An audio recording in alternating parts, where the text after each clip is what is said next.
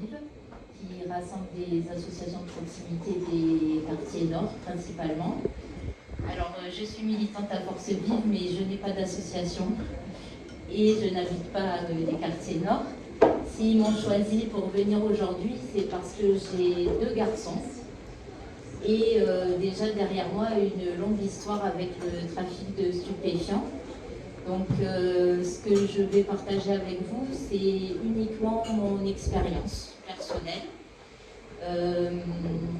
J'ai essayé, quand j'ai été invitée, de mobiliser des personnes qui vivaient un peu les mêmes réalités que moi, pour qu'elles viennent avec moi, qu'on soit plusieurs et qu'on puisse illustrer mieux ce propos. Malheureusement, personne n'a accepté de venir. Voilà, c'est très difficile pour tout le monde de parler de ça. C'est à la fois difficile, c'est stigmatisant et ça peut être dangereux. Donc malheureusement, je me présente seule aujourd'hui. J'aurais aimé aussi qu'un jeune que je connais, peut-être mon fils ou un autre, vienne pour vous en parler avec ses mots, mais ça a été le même refus. Donc pour moi, d'abord, ça illustre vraiment le fait que la criminalisation de l'usage et du trafic de stupéfiants, ça nous isole, ça nous empêche de parler, parfois de nous parler entre nous. Et c'est fort dommage. Voilà. Il y a quelquefois des personnes qu'on rencontre et qu'on reconnaît, mais ça nous prend toujours du temps pour arriver à réellement en discuter. On n'est pas à l'aise, on a peur de dire une bêtise, de mettre quelqu'un en difficulté, etc. Donc c'est difficile. Alors, mon histoire avec le trafic de stupéfiants, elle commence avant mes enfants. J'ai été la compagne d'un dealer, mais de l'époque et à la campagne. Donc c'était une toute autre réalité. Il vendait des stupéfiants à des gens qu'il connaissait et il se fournissait ailleurs et ainsi de suite. Il a néanmoins été condamné plusieurs fois pour ses trafics. Ensuite, j'ai réussi à le quitter. Et nous sommes venus avec mes enfants à Marseille. J'ai 3 enfants, une fille et 2 garçons. Les garçons étaient jeunes quand je suis arrivée. Nous n'avons jamais vécu dans un quartier populaire. On a eu des difficultés, oui, comme toutes les mères célibataires de 3 enfants, mais enfin j'ai toujours travaillé, on a toujours été logés, ils allaient à l'école, voilà. Donc c'est vrai qu'on ne peut pas dire que ce soit notre réalité sociale qui les ait forcés à se lancer là-dedans. C'est pas le cas. Pour les enfants, ça s'est passé réellement, parce que ça s'est passé de la même façon pour les 2. Ils ont 2 ans d'écart et j'aurais jamais pensé d'ailleurs. Mais ça s'est passé exactement pareil. Donc arrivé en 4e, 13 ans, des difficultés au collège, mais de mon point de vue, rien de gravissime. Mais le collège n'a rien à proposer. Voilà. Dès que les enfants commencent à poser problème, ils les sortent. Donc ça commence par des petites exclusions. Quelques jours pendant lesquels vous ne savez pas quoi faire de vos enfants, mais tout le monde s'en fiche. Et puis ensuite, on en vient au bout du bout, comme il n'y a pas d'aide, à une exclusion définitive. Et c'est là que les problèmes commencent. Parce que si les enfants sont obligés d'aller à l'école jusqu'à 16 ans, en cas d'exclusion, ça prend plusieurs semaines, voire 2 à 3 mois avant qu'ils soient intégrés ailleurs. En tant que mère célibataire, je ne pouvais pas arrêter de travailler pendant les 8 à 10 semaines d'exclusion, pendant que l'académie se demandait ce qu'elle allait faire de mes enfants. Et ça a commencé les 2 fois comme ça. Donc ils étaient seuls, ils ont commencé à traîner à droite à gauche. Et ça m'est tombé dessus. Voilà. Moi, c'est vrai que la réalité du trafic de stupéfiants à Marseille, je ne la connaissais pas. Je l'ai découverte dans ces difficultés-là. Donc, ça commence par des disparitions. ils éteignent leur téléphone, on ne sait pas où ils sont et ça peut durer plusieurs jours. Donc j'ai cherché mes enfants partout, dans tout Marseille. Pour le premier, ça a été vraiment l'angoisse totale. Un jour, par exemple, j'ai fini par le retrouver parce qu'il avait oublié son téléphone dans un hitch et que ce monsieur a eu la gentillesse de me ramener son téléphone parce qu'il voyait que j'arrêtais pas d'appeler et aussi la gentillesse de me dire où il l'avait pris. Donc je suis allée là-bas, les CRS étaient là, donc c'était fermé quoi. Et j'étais contente, je me suis dit bon bah super, ça tombe bien, je le trouve. Voilà, il était avec d'autres jeunes. Et là, il a refusé de venir avec moi. Il avait 13 ans. Ça a été, je ne sais pas expliquer. J'ai pleuré tout le retour, quoi. J'ai eu l'impression d'avoir perdu contre la rue, vraiment. Et pourtant, il était tout jeune, j'ai pas pu le forcer à venir. J'ai pas voulu faire de scandale parce que les CRS étaient là. Finalement, ça m'a desservi. Parce que je me suis dit que je pouvais nous mettre dans des grandes difficultés et que je ne pourrais pas gérer, et donc je l'ai laissé là. Voilà, ça a été ce que j'ai ressenti comme un premier immense échec. Voilà. Ensuite, ça a continué comme ça. Voilà, des fugues, il réapparaît, il disparaît, il réapparaît, il disparaît. Vous vivez en permanence dans l'angoisse, mais vous finissez par ne plus en parler à personne de peur de le mettre encore plus en difficulté que ce qui peut être. Ce qu'il faut savoir, c'est que maintenant, ce ne sont pas des jeunes du quartier qui travaillent dans leur quartier. Les réseaux recrutent sur les réseaux sociaux, principalement, ou par bouche à oreille. Et ensuite, les enfants, parce que je pense qu'il est temps qu'on recommence à les appeler des enfants. À 12, 13, 14, 15, même 16 ans, on est un enfant. Donc, plutôt que de les appeler les jeunes ou les racailles ou je ne sais quoi encore, ce sont nos enfants, quoi. Voilà. Donc ils travaillent ils peuvent travailler pour plusieurs réseaux, ils ne sont pas forcément affiliés et ils travaillent à droite à gauche là où il y a besoin de quelqu'un. Quelquefois ils sont payés, quelquefois non. Et c'est vrai que pendant un long moment, j'ai essayé de gérer comme ça. Alors après viennent les arrestations, forcément. Donc on vous appelle, il faut venir le chercher. Il a été arrêté en train de vendre des stupéfiants.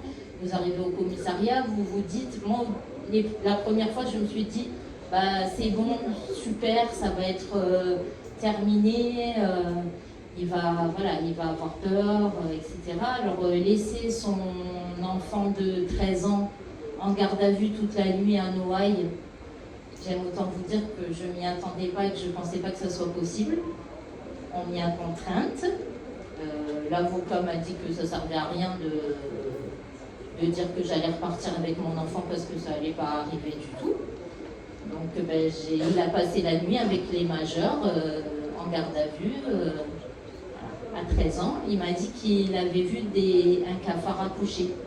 C'est ce qui l'a le plus marqué. Voilà. Ensuite, à la sortie du commissariat, on se dit qu'il va se passer quelque chose, quoi. Que ça va bouger, qu'on va arriver à reprendre la main, etc. Pas du tout. Le lendemain, on m'a appelé pour me dire qu'il fallait venir le chercher. J'ai signé un papier et on est reparti ensemble. L'expérience plus tard m'apprendra que quand on m'appelle et qu'on me dit juste de signer un papier et que le policier est très gentil avec moi, c'est que mon fils a pris une raclée. Voilà. Donc, j'étais même plus rassurée qu'il soit au commissariat. C'est-à-dire que là, je me suis sentie encore plus dans une voie sans issue. Sincèrement. Alors, à force des arrestations, on a fini quand même par avoir un suivi de la PJJ. Il faut savoir que ça prend, je sais pas, au moins 6 mois à se mettre en place, minimum. Après, ça consiste à des petits rendez-vous. Voilà, et quand on appelle au secours, il ne se passe rien. Voilà, soit ils n'ont pas le temps, soit c'est pas leur travail, soit, voilà. Je dois quand même rendre hommage à une assistante sociale d'un collège qui, pourtant j'avais un suivi PJJ, on ne m'avait pas proposé, qui a sauvé mon dernier, enfin il a réussi à passer le brevet grâce à elle, parce que la PJJ à Marseille a des classes spéciales pour ces enfants-là et qu'il a pu intégrer ces classes-là. Mais je trouve quand même fort dommage que les personnes qui nous suivaient n'aient pas eu l'idée. C'est l'assistante sociale du collège, le voyant arriver après son exclusion, qui m'a dit « Mais est-ce que vous savez qu'il y a ça ?» Et ça a été super pour lui, mais ils sont 15 par an.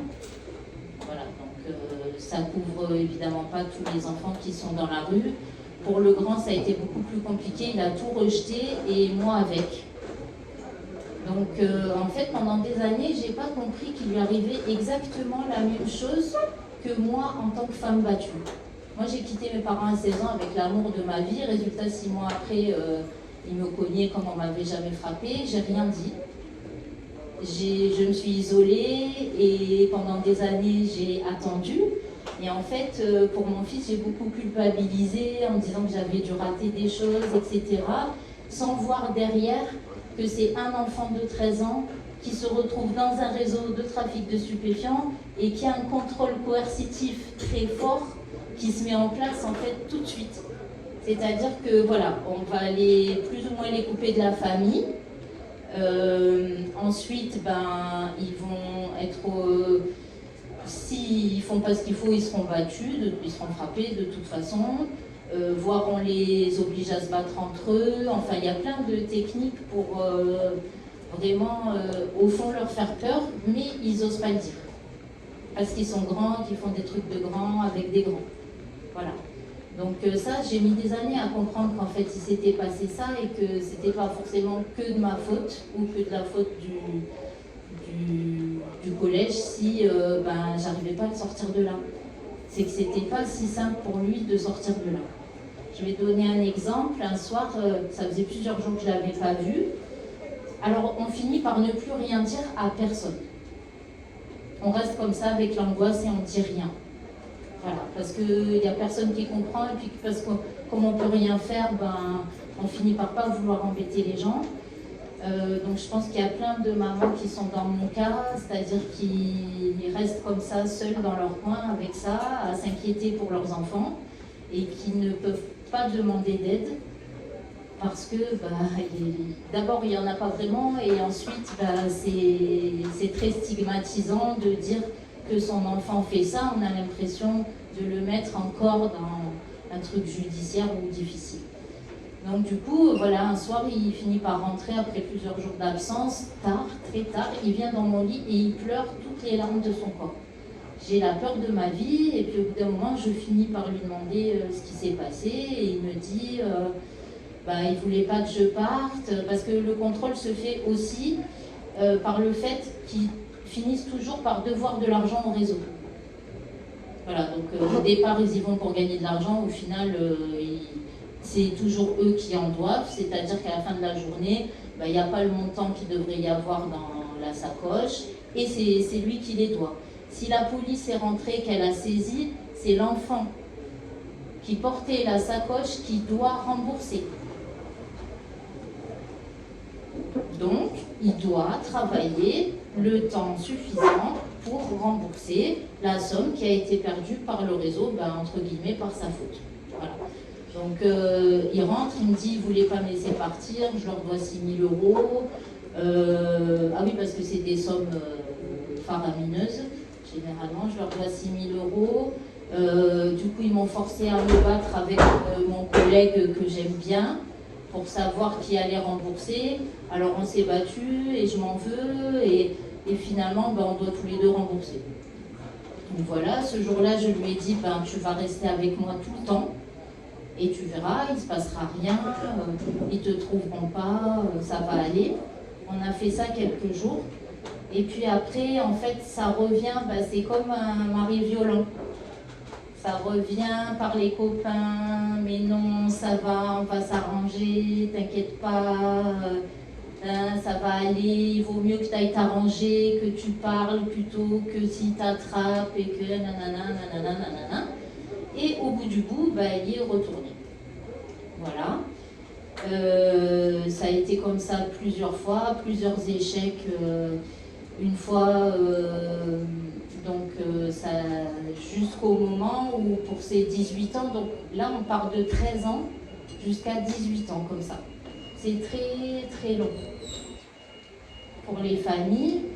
Il n'a jamais été vraiment condamné pour trafic de stupéfiants. Il s'est fait attraper plusieurs fois, mais il ne s'est jamais rien passé. Maintenant, la police, ils font plus rien, ils mettent des amendes. Alors j'en ai un qui part dans la vie à moins 5000, l'autre je crois qu'il est à moins 4000 et quelques. Voilà, des amendes pour tout, t'as un scooter, t'as pas des bons gants, t'as un joint sur toi, c'est 250, voilà, des amendes. Ils mettent des amendes à des mineurs sans informer les parents, sauf qu'après on est censé les payer. Voilà. Donc oui, il y a des amendes qui ne sont pas payées parce qu'on n'y arrive pas, mais on finira par les payer un jour ou l'autre, puisqu'on sera saisi sur nos comptes. Voilà. J'ai découvert aussi que l'État pouvait saisir sur les comptes des mineurs sans informer les parents. Donc j'ai été obligée de fermer les petits comptes bancaires qu'avaient mes enfants parce que l'État avait tout pris et tout bloqué. C'est-à-dire que tout l'argent qui rentrait, c'était pour eux. Mais bon, de là arriver à 5000 €, ça allait être très très long. Donc ma banquière m'a conseillé de fermer les comptes bancaires, mais maintenant c'est moi qui dois. Donc voilà, je suis à moins, je sais pas combien, j'ai arrêté de compter.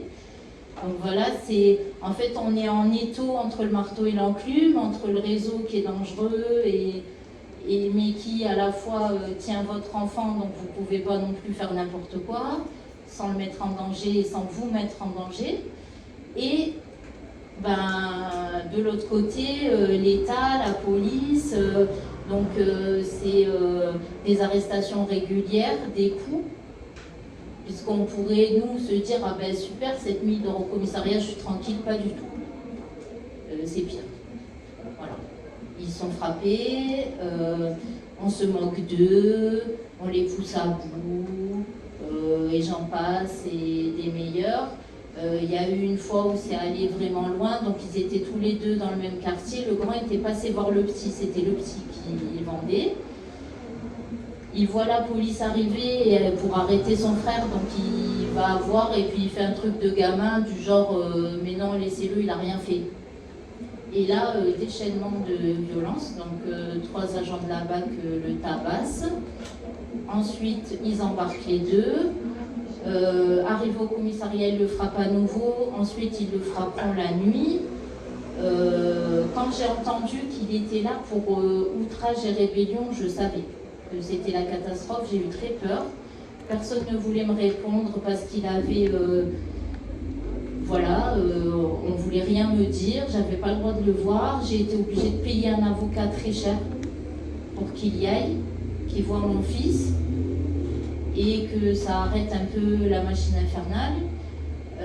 Ça nous a coûté en tout plus de 3000 €. Je n'ai pas pu faire appel de la décision parce que j'avais plus d'argent. Ce qui s'est passé, c'est qu'au bout du bout, c'est mon fils qui a été condamné à verser des dommages et intérêts aux agents qui l'ont frappé. Voilà.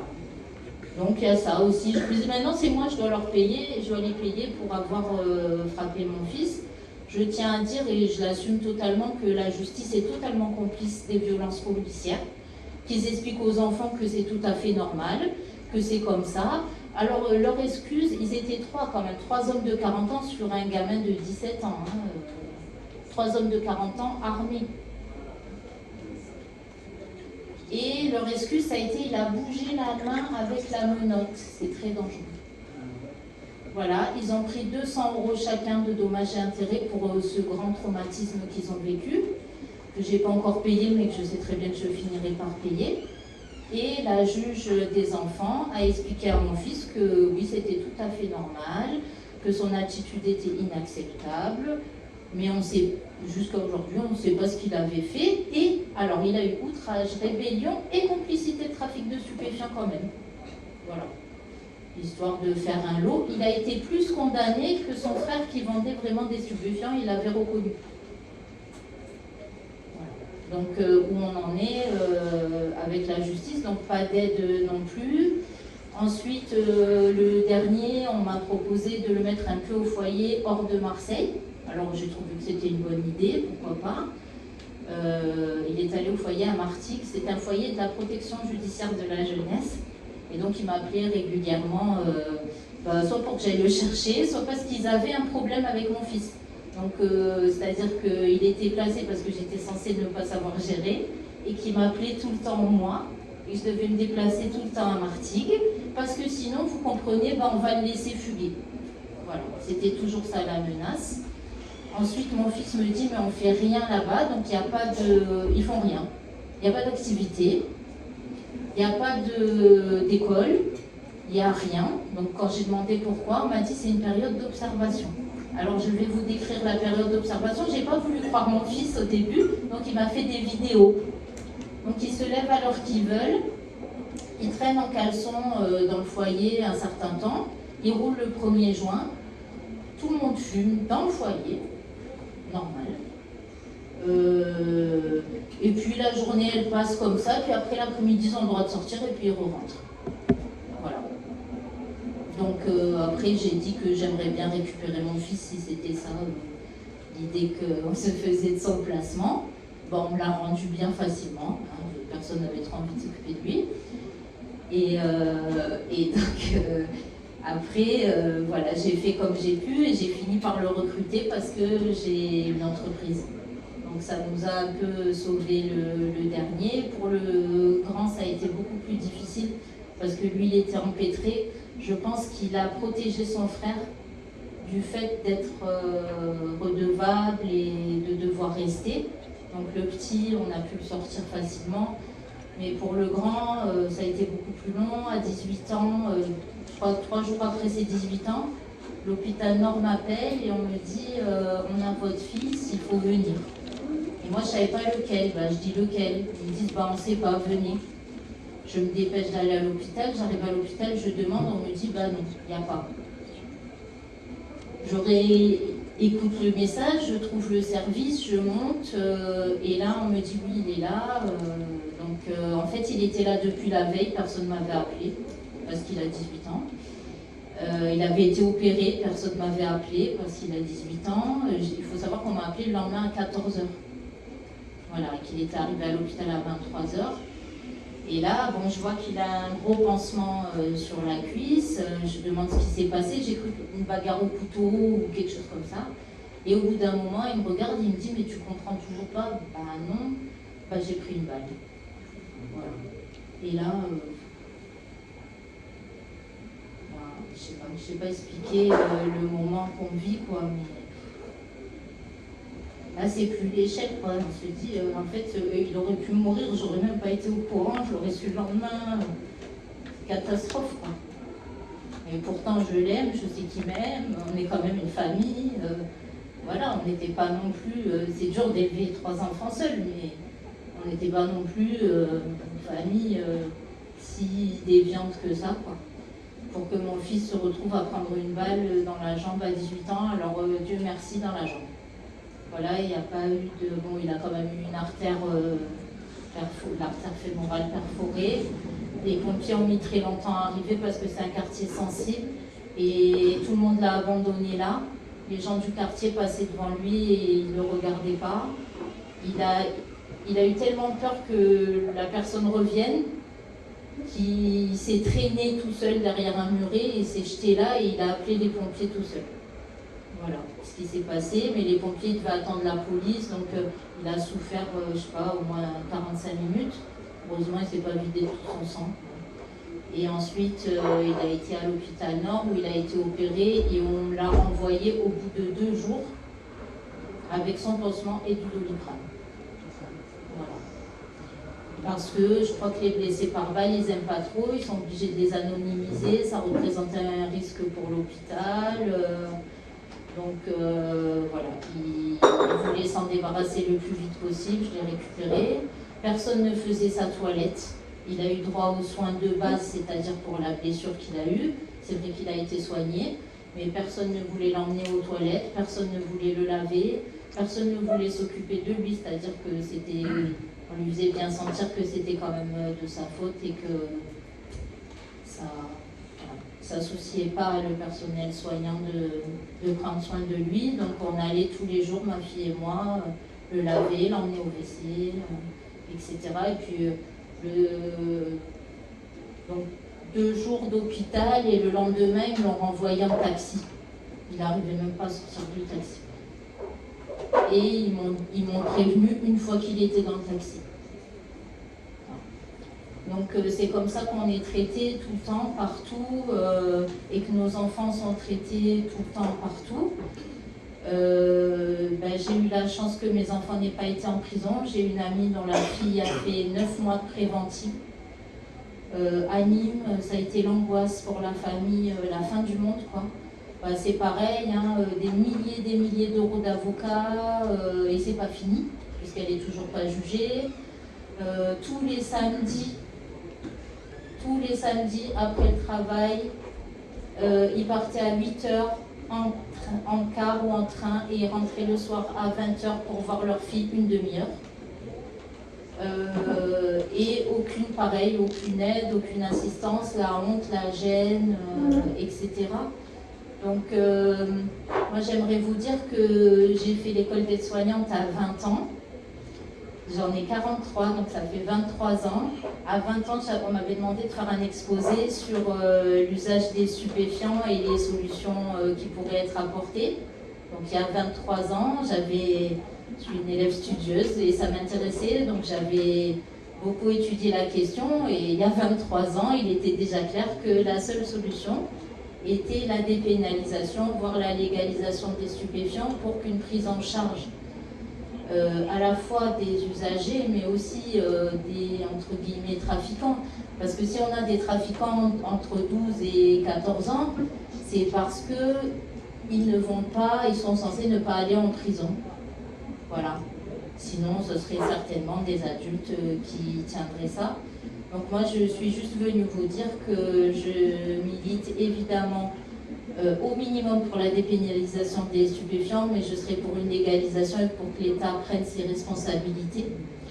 Et je suis également militante pour qu'on décriminalise toutes nos familles, parce que nos enfants deviennent des criminels à 13 ans et que nous sommes nous aussi malheureusement embarqués là-dedans. Voilà.